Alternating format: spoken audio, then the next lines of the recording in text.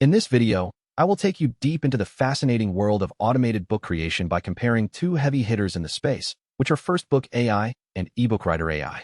If you have ever dreamed of becoming an author but felt overwhelmed by the blank page, these tools are designed to change your life. Let's start by looking at FirstBook AI.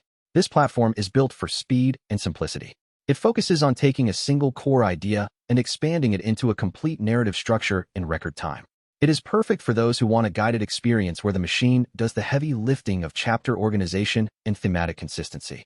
On the other hand, EbookWriter AI offers a different flavor of creativity. It leans heavily into customization and granular control.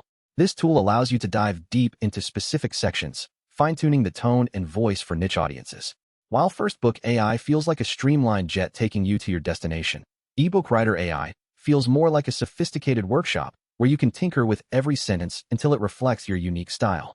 The choice between them really depends on your goals.